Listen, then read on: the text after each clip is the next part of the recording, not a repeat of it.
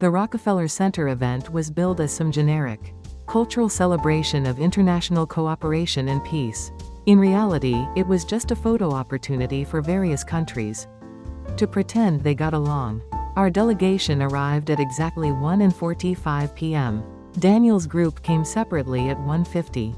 Security was tight but clearly stretched thin. Too many moving parts, too many VIP delegations, too many cameras. I positioned myself as close to Daniel's group as I could manage without being obvious. Agent Kim was watching, but he was also distracted, trying to coordinate with the other security personnel. At 2:10 p.m., the announcement came over the loudspeakers. Emma Stone was making an unscheduled, surprise appearance to promote her new film about international cooperation. The crowd absolutely erupted. People surged forward. Cameras started flashing everywhere. Security guards scrambled, trying to control the sudden chaos. I saw the journalist immediately. Blue tie, standing near the north edge of the plaza. He caught my eye and gave the smallest possible nod toward the South Korean embassy building.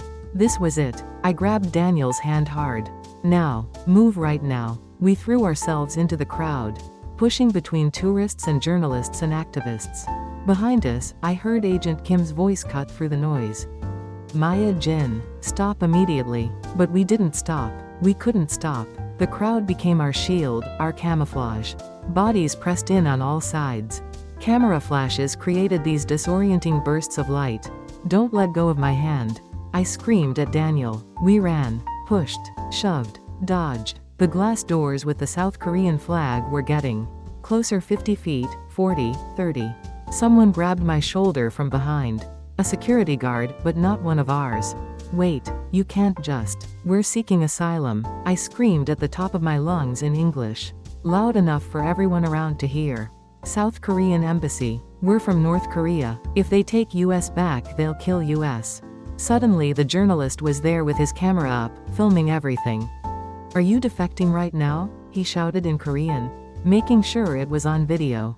Say it clearly. State your names. Yes, we're defecting right now, I screamed, still dragging Daniel forward. My name is Maya Jin. This is my brother Daniel. We're from North Korea. We're asking for political asylum. South Korean embassy security guards came rushing out. They grabbed us, pulled us bodily through the glass doors. We tumbled inside. The doors slammed shut and locked. Agent Kim and 2 other North Korean security personnel reached the entrance literally seconds later, screaming threats and demands in Korean. But they couldn't cross that threshold. The embassy was South Korean sovereign territory. We were beyond their reach now. We were free. Inside the embassy, I completely collapsed. My legs just gave out. Daniel was sobbing. I was shaking so violently I couldn't stand up. A South Korean diplomat, this woman, maybe in her 40s with kind eyes, knelt down beside me. You're safe now, she said gently in Korean. Can you hear me? You're safe here. Nobody can hurt you. I nodded, tears just streaming down my face, unable to form words. They took us to a secure room inside the embassy. Comfortable chairs, bottles of water, actual food, rice, soup, vegetables. Real food. I couldn't eat anything. My stomach was twisted into knots so tight I thought I'd vomit. Outside, we could hear North Korean officials shouting, making demands, threatening diplomatic incidents. The South Korean embassy remained absolutely firm. We'd entered voluntarily, we'd declared asylum on camera in front of witnesses. And we were under their protection now. That night, the video went viral. My face, screaming for freedom in the middle of Rockefeller Center, became international news within hours.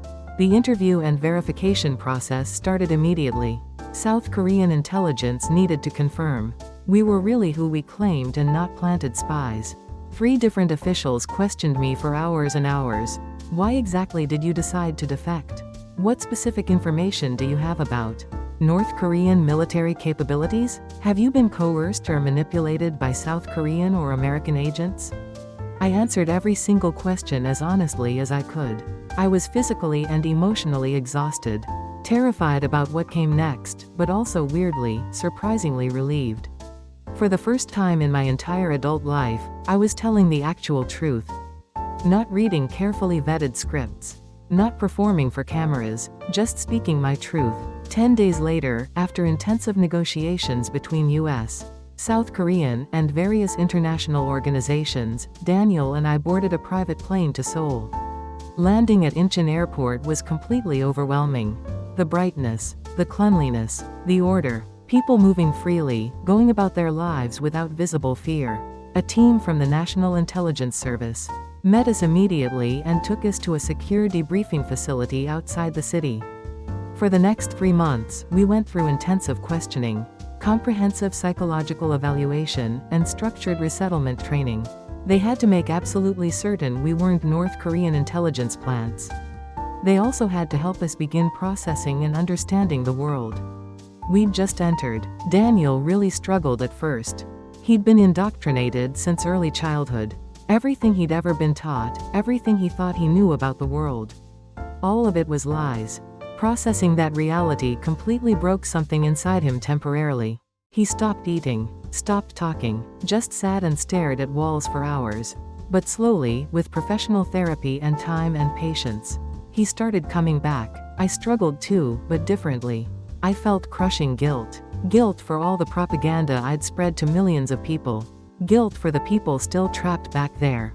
Guilt for somehow surviving when so many others didn't and never would. But I also felt something I'd genuinely never experienced before. In my life, real hope.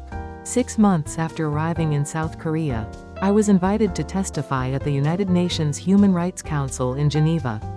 I almost said no. The thought of speaking publicly terrified me.